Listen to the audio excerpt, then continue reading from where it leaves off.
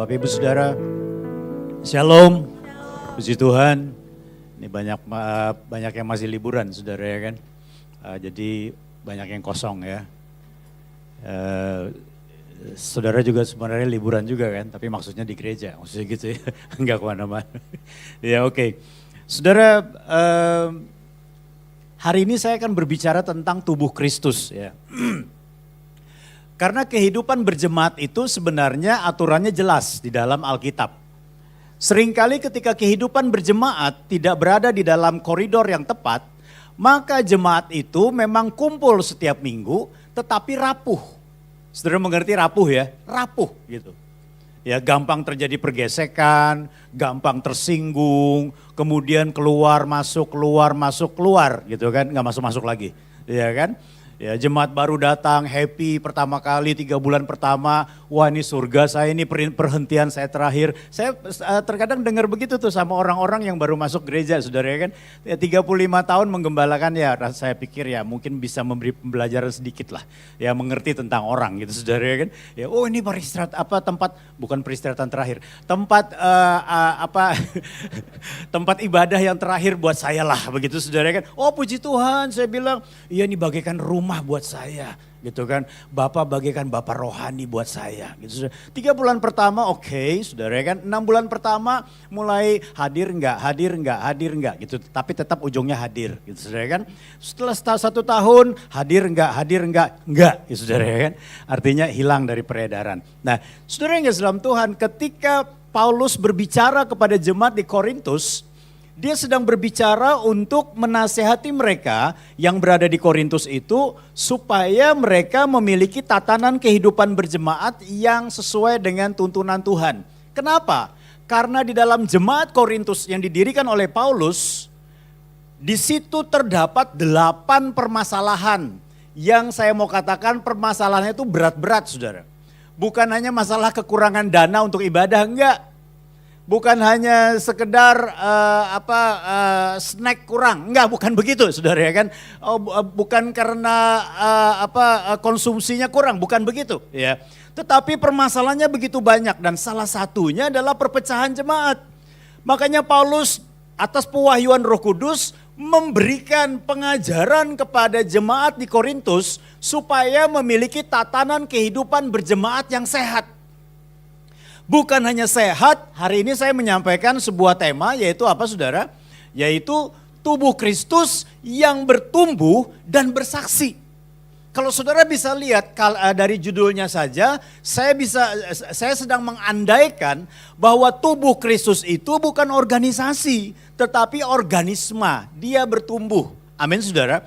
Ya, bukan hanya ada struktur saja, tetapi dia juga adalah pergerakan, ada pergerakan di dalamnya.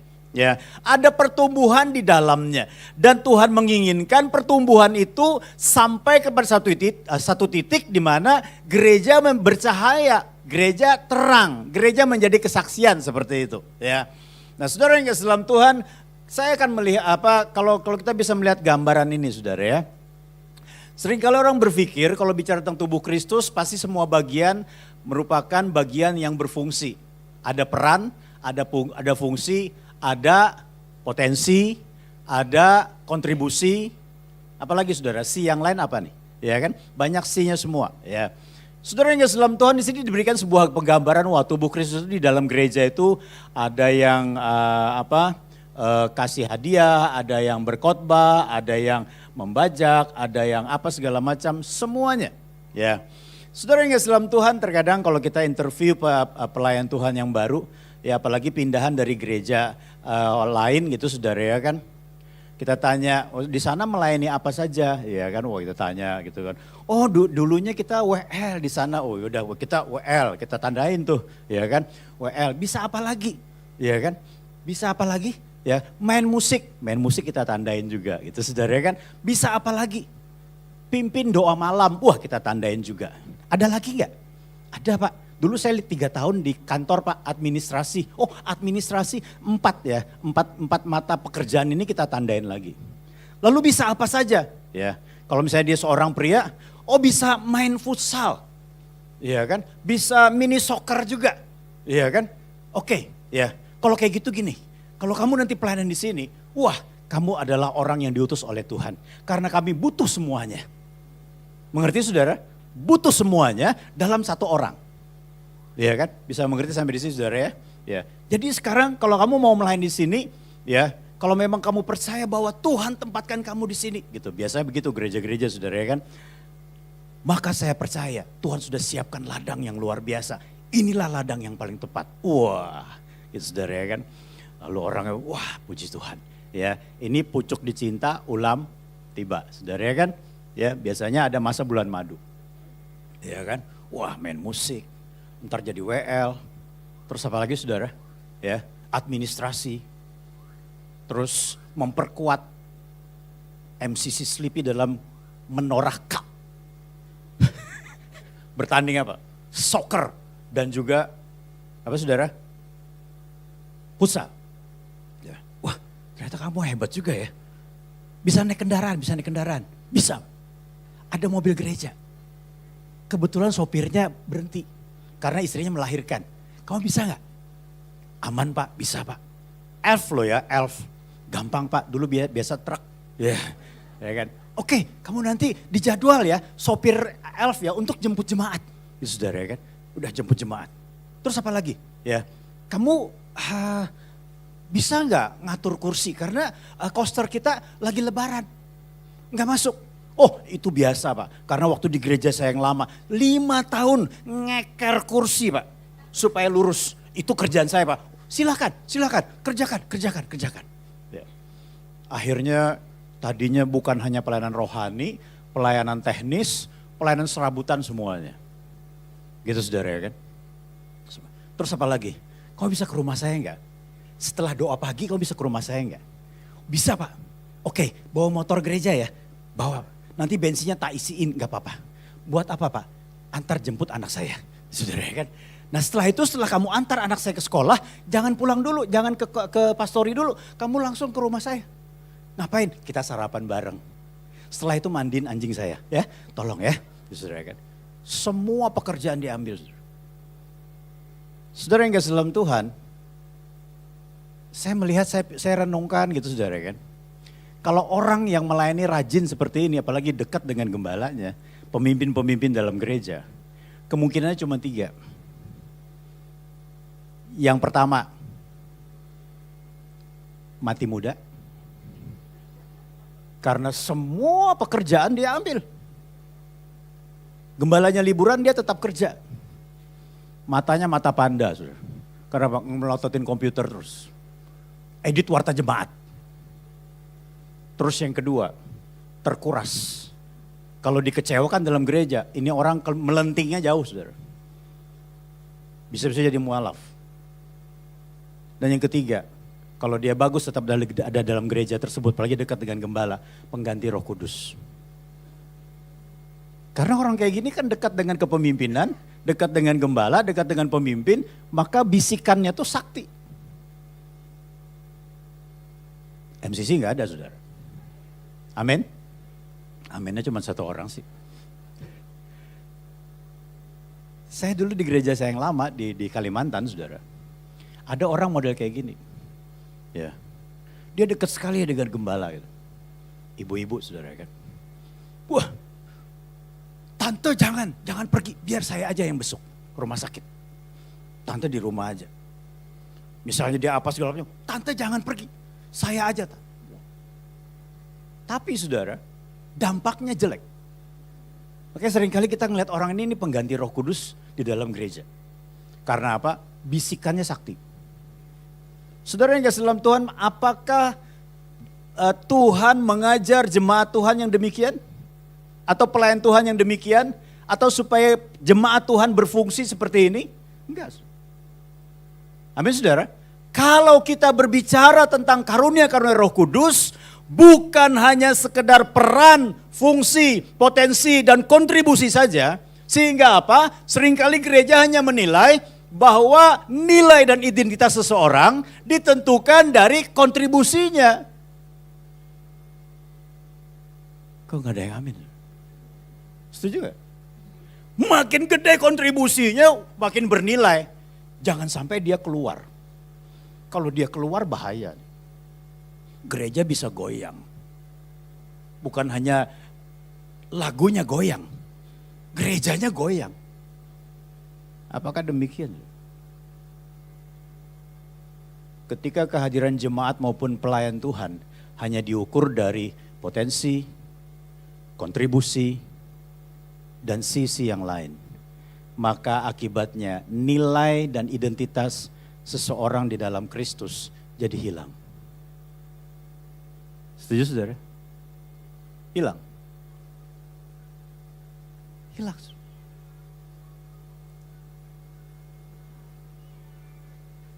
Trump telepon saya, tolong dia dimatikan dulu ya. Oke. Saudara yang kasih dalam Tuhan, perhatikan baik-baik. Ketika Paulus berbicara tentang karunia Roh Kudus di dalam tubuh Kristus, dia tidak sedang menyodorkan kepada kita peranmu, karuniamu, apa yang engkau bisa lakukan di dalam gereja, bukannya sampai di situ. Tetapi dia sedang memunculkan bahwa setiap orang bernilai di hadapan Tuhan. Yang setuju katakan amin.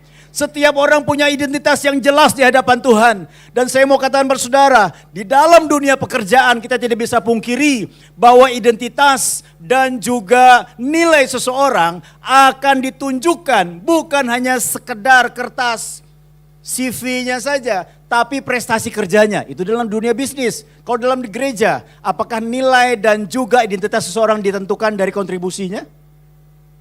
Bedanya apa dengan sekuler? Amin, saudara. Paulus tidak mengajarkan yang demikian. Akibatnya kita mulai senang dengan inventarisir karunia. Saya tidak menyalahkan itu dan saya melakukan hal itu dan saya mengajarkan hal itu. Mau versi yang mana? Peter Wagner, Christian Aswart, versi yang lain. Ada beberapa versi untuk mengetahui karunia. Itu enggak ada masalah. Tapi ketika karunia, peran, fungsi, kontribusi seseorang menentukan nilai dan identitasnya di dalam gereja, gereja akan mengalami degradasi kebenaran firman Tuhan. Amin, saudara. Saudara yang kasih dalam Tuhan, Paulus tidak mengajarkan yang demikian. Mari kita akan lihat sama-sama, saudara ya. Saya berharap kita bisa nangkap tentang hal ini supaya kita bisa memahami bahwa memang di dalam tubuh Kristus ada banyak fungsi, ada banyak peran. Tetapi saya mau katakan fungsi dan peran ini harusnya digerakkan dari nilai dan identitas seseorang yang dibangkitkan di dalam gereja. Sehingga apa? Dia merasa ini rumah saya loh. Dia melayani dengan sukacita, bukan dengan terpaksa, bukan dengan mata panda juga karena sering begadang.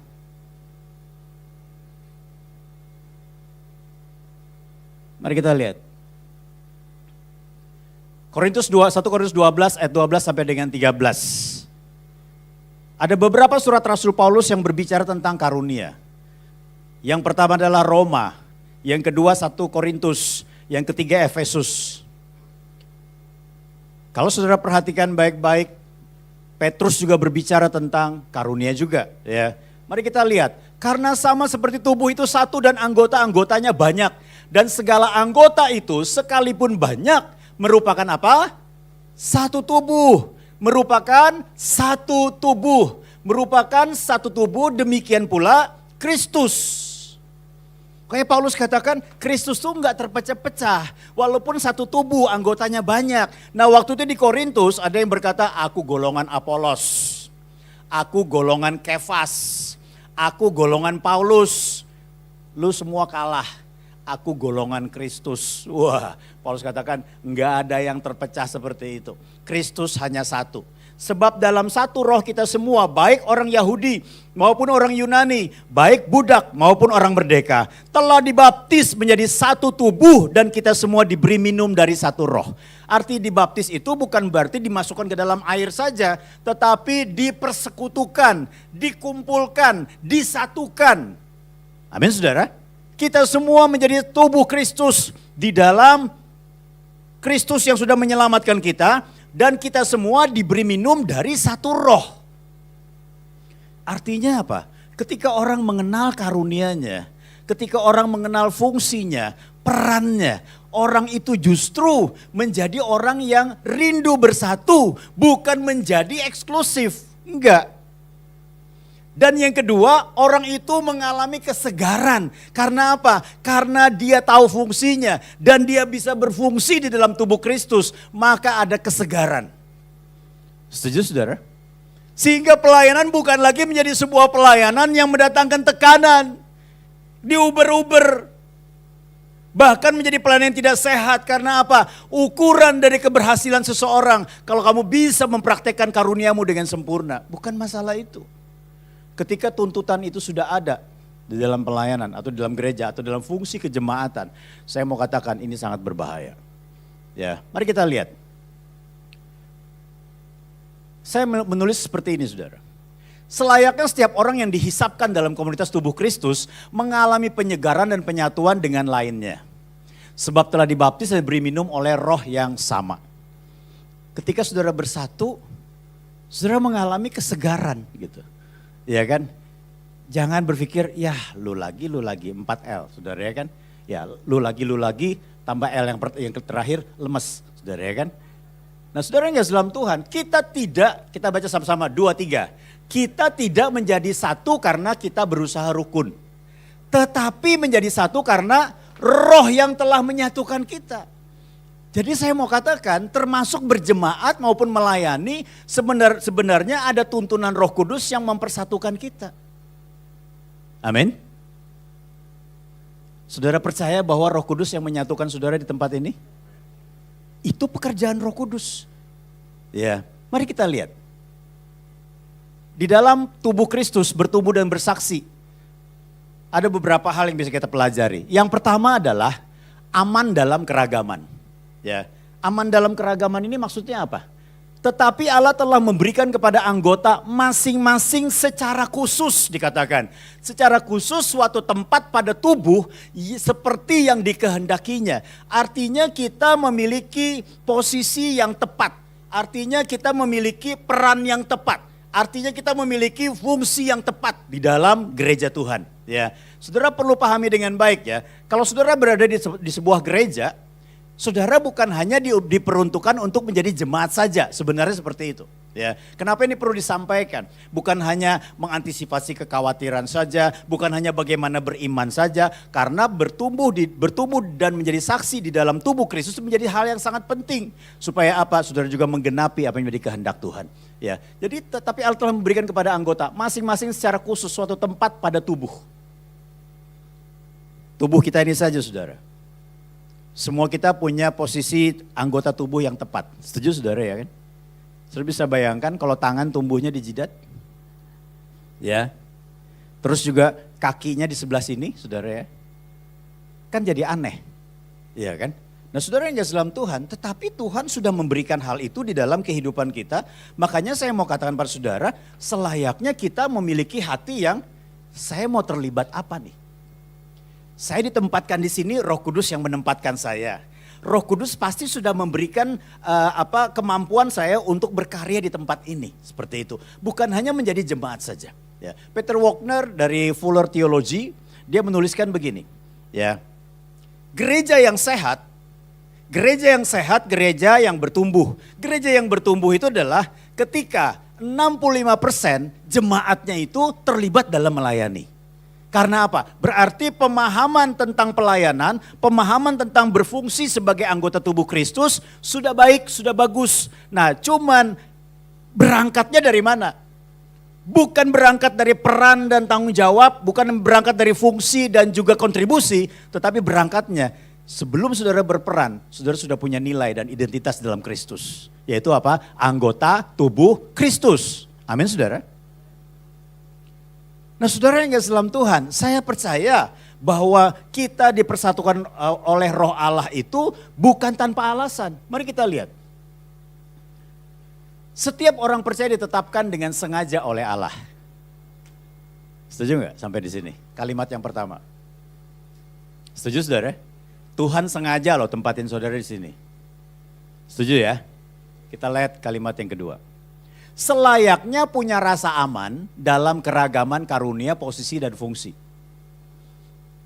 Setuju kalimat kedua? kita punya rasa aman. Boleh belajar dari gereja lain gak? Boleh. Ambil yang bagus. Anak-anak saya ngomong begini, Pi boleh gak Pi sebulan sekali kita ke gereja lain? Boleh.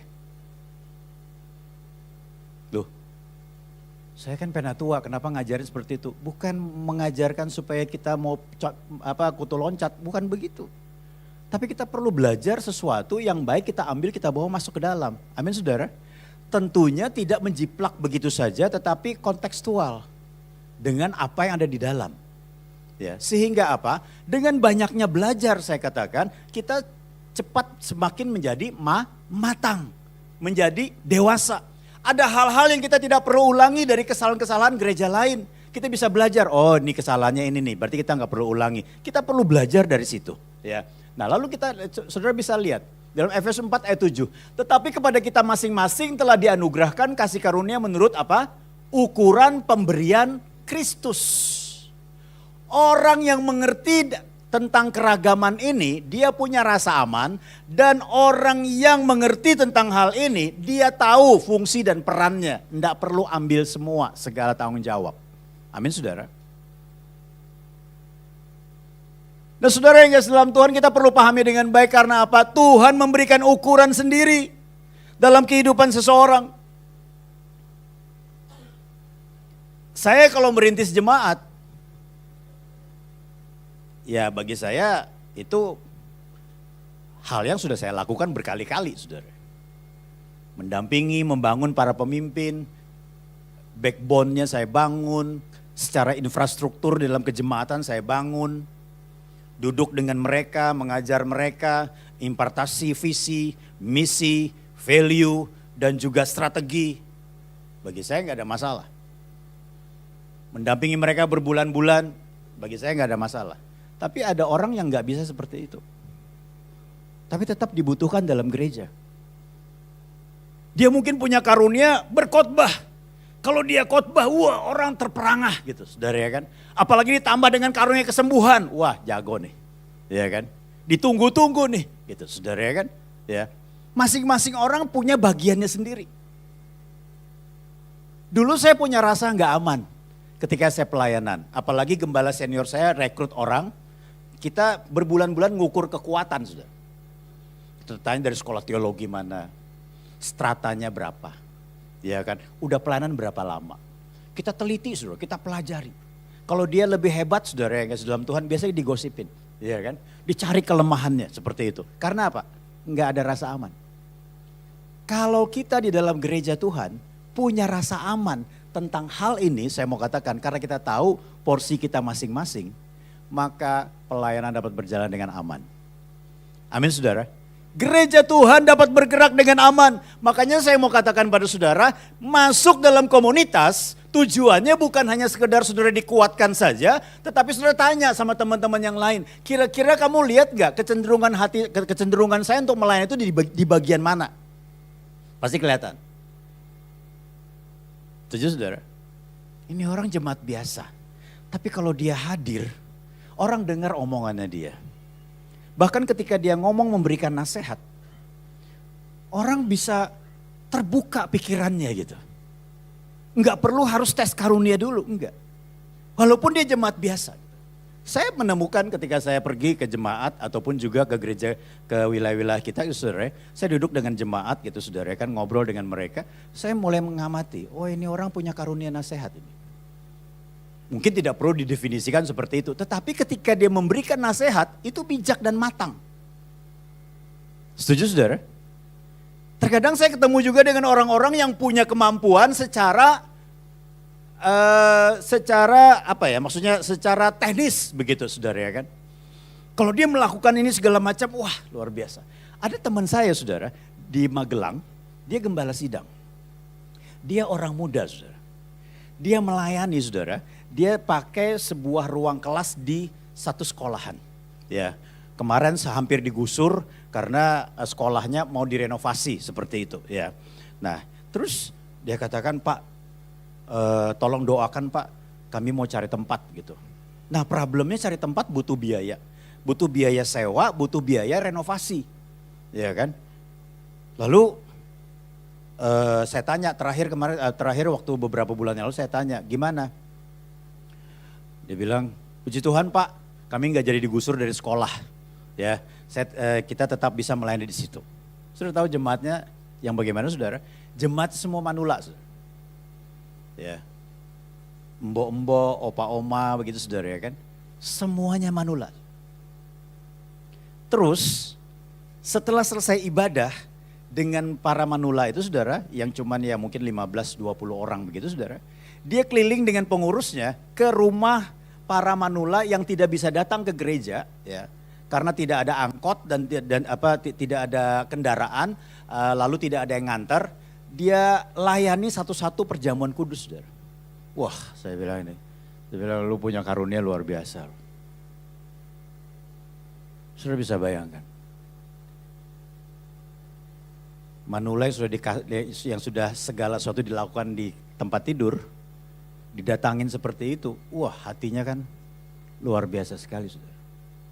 Itu dia lakukan sampai hari ini. Wah saya bilang luar biasa.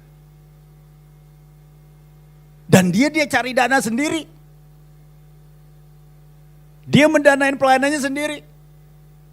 Bahkan dia mulai posting renungan, pembahasan firman dan sebagainya di TikTok saudara. Saya puji Tuhan. Saudara yang kasih dalam Tuhan, ketika engkau aman dengan dirimu, maka engkau akan dapat melihat potensi apa yang ada dalam dirimu. Amin saudara. Ya. Nah saudara yang kasih dalam Tuhan, kalau kita bisa melihat berikutnya saudara ya kan. Kita lihat lagi yang kedua, yang berikutnya adalah tidak ada rasa tidak berguna karena tidak memiliki karunia tertentu dan tidak merasa lebih penting karena memiliki karunia tertentu. Begitu saudara ya kan. Semua kita berguna, katakan sama-sama 2, 3, semua kita berguna. Katakan lagi, semua kita penting. Semua kita penting, bukan lebih penting, semua kita penting, semua kita berguna. Makanya ketika saudara masuk di dalam kelompok-kelompok kecil, di dalam home saudara masing-masing, mari berfungsilah di situ. Kuatkan yang lemah, berfungsilah di situ melalui apa saja yang bisa saudara lakukan. Semangati orang. Jangan sebaliknya, kehadiran saudara membuat ketua home-nya resah. Karena kalau dia hadir Pak, ujung-ujungnya prospek Pak. Kalau dia hadir Pak, ujung-ujungnya pinjam duit. Enggak begitu. Setuju saudara? Berfungsilah di dalam kelompok saudara. Ya. Sehingga apa? Ada kesegaran. Ya. Ternyata di dalam fungsi atau peran itu ada kesegaran. Ya. Teman saya ngajakin begini, nanti masa tua kemana Pak? Waduh saya bilang kok nanyanya begitu, apa saya udah tua banget saudara kan? Ya tapi nggak apa-apa lah. Ayo Pak kita slow living aja Pak. Slow living itu apa saya bilang? Beli lahan di daerah yang terpencil begitu, lalu kita bikin semacam pertanian, peternakan atau apalah begitu. Tapi memang saya mau katakan, semakin usia bertambah, kalau tetap ada aktivitas, tetap ada kesegaran. Setuju yang 50 tahun ke atas? Yang 50 tegak langsung. Karena apa? Aktivitas itu saudara, fungsi itu mendatangkan kesegaran. Makanya saya mau katakan kepada saudara, kalau hari ini saudara belum berfungsi dalam gereja Tuhan, ayo cepat ambil bagian. Artinya Pak, saya bukan mempromosikan gereja ini supaya menjadi lahan buat saudara, enggak. Tapi bagi saya ketika engkau berfungsi dalam tubuh Kristus, engkau memiliki kesegaran karena apa? Karena di situ engkau menemukan keberartian. Karena di situ juga engkau menemukan bahwa Tuhan ternyata benar masih memakai saya. Amin. Identitas dan juga apa yang menjadi nilai saudara tidak pernah berubah. Ada tetap dalam diri saudara. Amin. Nah saudara yang kasih dalam Tuhan, kalau kita bisa melihat di sini. Sebab semua ditempatkan dipercayakan oleh Allah dengan karunia dan pesan spesifik saudara. Jadi bukan hanya sekedar ikut-ikutan saja, enggak. Mari kita lihat, keragaman bukan masalah yang harus diseragamkan, tetapi anugerah yang harus disyukuri. Ya, berbeda-beda ya nggak ada masalah, perbedaan itu nggak ada masalah. Oh saya punya karunia ini segala macam.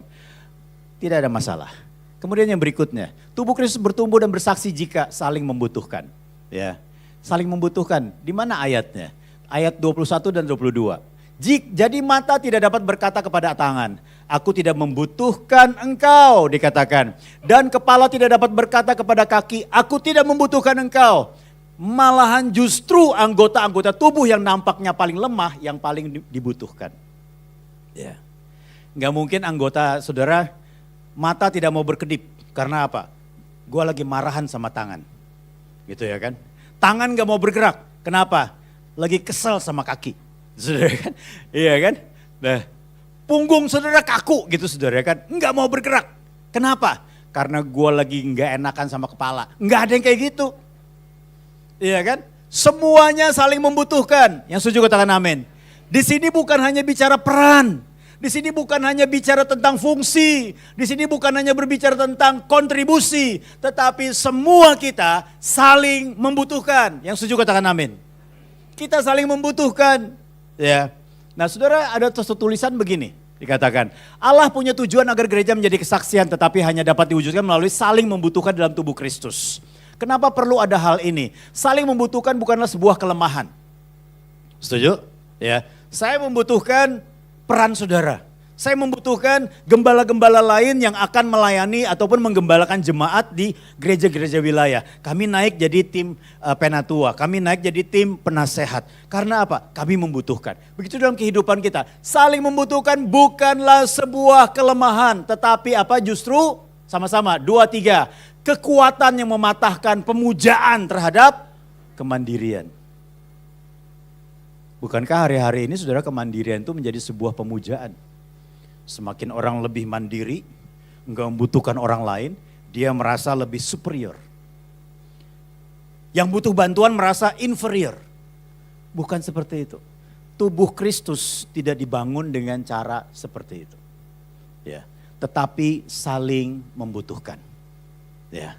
Nah saudara yang dalam Tuhan kalau kita bisa melihat dalam Roma 12 ayat 10 dikatakan begini. Hendaklah kamu saling mengasihi sebagai saudara dan saling mendahului dalam memberi hormat. Artinya apa saudara? Artinya kata saling itu menjadi sebuah hubungan dan peran timbal balik yang perlu dirasakan di dalam jemaat. Bukan hanya sekedar saling lihat, oh dia hadir minggu depan dia nggak datang, ya sudah cukup sampai di situ enggak. Tetapi mari kita belajar hukum saling ini terus kita lakukan. Ya. Nah saudara yang dalam Tuhan, saya tidak bisa bahas banyak tentang hal ini, tentang hukum saling ini saudara ya kan. Karena hal itu juga sangat penting sebenarnya. Nah saudara kalau kita bisa melihat ada 2 kata di sini ya. Strangler versus wrangler. Saudara yang dalam Tuhan, 2 kata ini muncul diawali dengan ada sebuah kelompok pemuda brilliant. Artinya pinter, cerdas, pandai. Kalau nggak salah nama gembala saudara brilliant juga ya. Sama ya. Ini kelompok pemuda brilliant ya. Dalam sastra, dalam bidang sastra di University of Wisconsin ya. Mereka adalah calon penyair, penulis, novel dan cerita. Para pemuda ini berkumpul saudara dan saling membacakan karyanya masing-masing. Ya, dan pada saat ketika mereka membacakan karya masing-masing itu teman-temannya berhak mengkritik sepuas-puasnya. Dikritik habis-habisan. Kritik yang diberikan tajam tanpa belas kasihan. Sehingga mereka menamakan kelompok mereka strangler. Apa saudara? Pencekik. Ya kan? Wah pokoknya kamu bacain karya kamu kita kritik. Tapi saya juga baca, kamu boleh kritik. Seperti itu saudara. Nah saudaranya dalam Tuhan apa yang terjadi? Ya, kelompok perempuan tidak mau kalah. Dia dirikan juga kelompok saudara. Ya, yaitu perempuan sastrawan dengan kelompok yang menamakan wrangler. Para pendebat. Wah ya, para pendebat. Nah mereka juga saling membaca karya masing-masing, mengkritik. Bedanya kritikan perempuan ini lebih lembut, positif dan lebih banyak dorongan. Bahkan terkadang ketika temannya bacakan hasil karyanya saudara, mereka nggak ada kritik. Seperti itu. Setelah 20 tahun saudara, seorang peneliti memetakan prestasi mereka. Memetakan karir mereka. Ternyata ada perbedaan besar dalam pencapaian antara Strangler dengan Wrangler. Ya, dua kelompok ini. Walaupun banyak pria brilian di Strangler, tidak ada satupun yang memiliki prestasi yang mengesankan. Dikatakan demikian. Tetapi dari kelompok Wrangler, ada 6 penulis sukses, salah satunya dikenal secara nasional di Amerika, Marjorie K. Rowling. Saudara yang kasih dalam Tuhan, hal ini menjadi hal yang sangat penting. Kenapa saudara? Ketika kita saling membutuhkan, kita dibutuhkan hadir, kita membutuhkan kehadiran orang. Kita dibutuhkan saran pendapat dan juga hal yang membawa damai bagi orang lain, kita juga membutuhkan hal yang sama. Nah saudara, bagaimana dengan suasana di dalam kelompok kita? Apakah sibuk dengan perdebatan, kritik dan juga selalu bicara tentang permasalahan atau saling menguatkan, membangun? Karena apa? Kita semua saling membutuhkan. Amin saudara. Nah saudara yang kasih dalam Tuhan, inilah yang perlu menjadi kenyataan di dalam tubuh Kristus. Bukan hanya sekedar nyanyi puji Tuhan, dengar firman Tuhan, diskusi, kemudian ramah tamah, saudara yang kasih dalam, setelah itu selesai. Tetapi sudahkah kita menjadi bagian daripada kehidupan orang lain? Menjadi jawaban bagi kehidupan orang lain di sekeliling kita. Makanya Paulus tadi seperti di awal saya katakan, dia sama sekali tidak hanya bicara tentang peran, potensi dan fungsi saja. Enggak. Karena nilai dan juga identitas kita tetap, artinya apa? Nilai dan identitas kita itu harus muncul di dalam ketika kita berada dalam satu komunitas, yaitu apa? Nilai kita apa sih? Ya. Seberapa besar nilai saudara? Senilai darah Yesus yang menebus kita. Amin saudara. Berarti semuanya penting. Identitas saudara apa? Anak Allah. Setuju saudara? Anak Allah. 9 ucapan bahagia, salah satunya begini. Berbahagialah orang yang membawa damai karena mereka disebut sebagai anak-anak Allah. Amin saudara. Sudahkah saudara bawa damai? Di kelompok saudara, di rumah tangga saudara, dan juga di dalam gereja saudara. Sehingga kita bukan hanya dipenuhi dengan peran saja. Tetapi kita juga boleh mengembangkan dan juga mengangkat nilai orang lain. Saudara, saya pelajari begini ya. Saya pelajari begini. Yesus ketika menyelamatkan, dia bukan hanya menyelamatkan kita dari dosa dan juga neraka kebinasaan. Setuju gak? Tapi di muka bumi ini, dia mengangkat harkat dan martabat orang. Setuju saudara? Saudara, Yohanes 10 ayat 10 dikatakan begini. Iblis datang untuk mencuri, membunuh dan membinasakan. Setuju ya?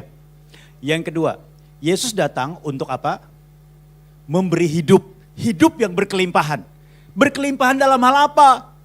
Kelimpahan itu bukan bicara masalah materi. Seringkali ayat ini digunakan secara serampangan, itu dikatakan wah ini materi nih pasti nih. Kita makanya kelimpahan. Ukurannya berapa mobil, ukurannya berapa rumah, ukurannya berapa mentereng, ukurannya semahal apa jam tanganmu. Bukan itu. Tapi kelimpahan sini bicara tentang apa? Kelimpahan dalam hal apa? Kita punya tujuan yang jelas. Kita punya nilai yang jelas di hadapan Allah. Dan juga kita punya identitas yang jelas. Karena kita adalah anak-anak Allah. Yang setuju katakan amin. Saudara yang kasih dalam Tuhan, makanya saya mau katakan Paulus tidak sama sekali bicara tentang hanya fungsi, peran dan juga potensi saja. Tidak. Tidak salah gereja memberikan pengajaran, bahkan nanti Sabtu kan ada, itu kan sebenarnya tujuannya untuk mengembangkan ataupun juga memperkuat potensi SDM di dalam pelayanan. Tidak salah. Mari kita lihat lagi. Tubuh Kristus bertumbuh dan bersaksi jika terlibat dalam penderitaan dan sukacita. Wah, ini kayaknya tidak semua orang setuju saudara ya kan. Tetapi ada ayat firman Tuhan yang ngomongnya begini saudara. Karena itu jika satu anggota menderita, semua anggota turut menderita. Jika satu anggota dihormati, semua anggota turut bersukacita. Ya kan? Artinya apa? Saudara pernah berpikir enggak ternyata Tuhan juga menghendaki kita supaya ikut menderita dan ikut bersukacita. Ya. Mari kita lihat ya. Saya menulis begini. Keterlibatan bukan sekedar empati. Sebab penderitaan satu anggota merupakan penderitaan seluruh tubuh. Demikian juga ikut bersukacita ketika anggota lainnya diberkati. Sebab keberhasilan satu anggota merupakan keberhasilan seluruh tubuh. Saudara yang kasih dalam Tuhan, dalam beberapa kali saya dengan istri, Tuhan percayakan mendampingi orang-orang yang berada di dalam situasi yang gak nyaman dalam hidupnya. Kehilangan orang yang dikasihi, mengalami sesuatu yang menampar kehidupannya, saudara kan. Kami tidak terlalu banyak ngomong, cuman hadir aja. Tapi itu memberikan kekuatan. Pernahkah saudara berpikir bahwa ketika saudara duduk dengan orang yang mengalami penderitaan, dan saudara hadir di situ, saudara tidak dibutuhkan kontribusi terlalu banyak ngomong. Duduk dan hadir saja di situ. Ketika saudara ditanya, saudara bisa jawab. Ketika saudara bisa memberikan nasihat secukupnya. Itu sudah memberikan kekuatan bagi mereka. Amin saudara. Ya, saya ingat banget dulu saya 13 tahun step. Sudah saya saksikan di sini saudara ya kan. 13 tahun step. Saya kena sakit demam berdarah beberapa kali. Kemudian sakit-sakit yang parah, liver dan sebagainya. Itu kalau pendeta datang saudara ke rumah gitu kan. Doain saudara. Itu rasanya surga terbuka tuh. Ya kan. Rasanya tuh wah luar biasa sekali gitu. Ada pendeta yang datang dari gereja, di mana mama saya bergereja, datang ke situ mendoakan. Wah luar biasa sekali. Jadi saya bisa merasakan ketika orang berada di tengah-tengah penderitaan, kesusahan dan kehilangan saudara. Kehadiran kita akan membawa dampak yang luar biasa secara psikologis. Mungkin saudara tidak mengeluarkan bantuan apa-apa. Saudara datang duduk dan hadir di situ saja. Tapi itu menjadi sebuah pendampingan yang memberikan kekuatan dalam hidupnya. Amin saudara. Nah itulah yang saya maksudkan tadi, ikut menderita itu. Bukan lalu ikut dicambuk juga, bukan lalu ikut sakit juga, bukan begitu saudara. Tapi kehadiran saudara. Nah saudara kenapa ini perlu saudara? Mari kita lihat lagi ya. Kenapa ini perlu? Kita baca sama-sama. 2, 3. Ini akan mematahkan semangat apa? Mementingkan diri sendiri dan ketidakpedulian, persaingan dan kecemburuan. Kalau saudara ketemu dengan orang-orang yang sukses, pernahkah saudara bersuka cita? Sukacitanya tulus ya. Hei selamat ya, puji Tuhan ya. Kamu promosi ya, wah gol ya, tendernya ya, wah puji Tuhan ya. Atau saudara berpikir, hei selamat ya, gue juga bisa kayak gitu. Selamat ya, gue tahu lu naiknya caranya kayak gimana. Biasanya ada yang kayak gitu saudara, nggak ada sini ya, pasti tulus semua. Artinya apa? Kita perlu bersuka cita. Ketika orang sukses, diberkati, dan kita juga perlu terlibat di dalam penderitaan mereka, dalam artian mendampingi kehidupan mereka. Ya, nah saudara yang kasih dalam Tuhan, kalau kita bisa memahami dengan baik, gereja dipanggil dalam realita ini. Yang pertama, satu tubuh bukan kumpulan individu. Yang kedua, saling membutuhkan bukan mandiri. Yang ketiga, turut menderita bukan sekedar kasihan. Ya. Yang keempat, turut bersukacita bukan iri hati. Dan yang kelima, menghormati yang lemah bukan mengagungkan yang kuat. Inilah gereja yang sesungguhnya. Kita baca sama-sama, 2, 3. Inilah gereja yang tidak hanya berfungsi seperti tubuh, tetapi adalah tubuh. Tubuh Kristus yang hidup di dunia, yang bertumbuh dalam kasih, yang bersaksi tentang kerajaan Allah melalui apa? Solidaritas dalam Kristus. Amin saudara. Sehingga gereja tanpa harus banyak ngomong di luar sudah jadi kesaksian. Amin. Saya membawa saudara kepada satu perenungan bagaimana dengan kita.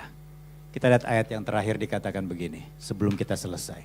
Kita baca sama-sama 2, 3. Dengan demikian semua orang akan tahu bahwa kamu adalah murid-muridku, yaitu jikalau kamu saling mengasihi. Amin. Mari kita bangkit berdiri sama-sama. Kita arahkan hati kita kepada Tuhan.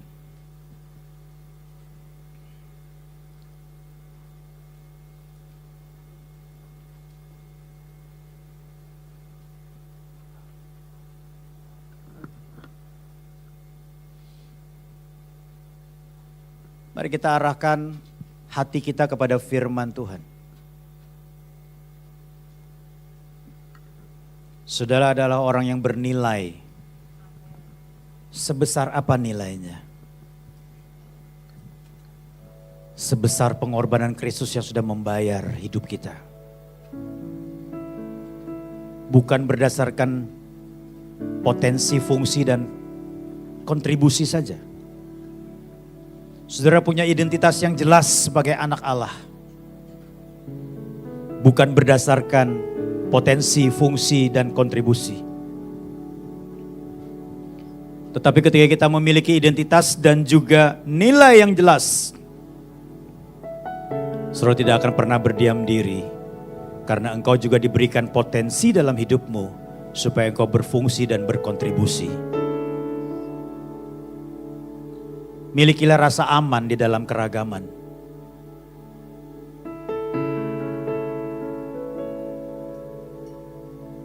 Mari kita belajar bahwa kita saling membutuhkan. Dan mari turut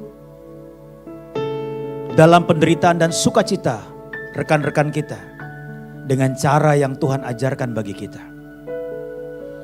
Sehingga dengan demikian kesaksian itu akan terpancar bukan hanya melalui kata-kata, tetapi melalui perbuatan.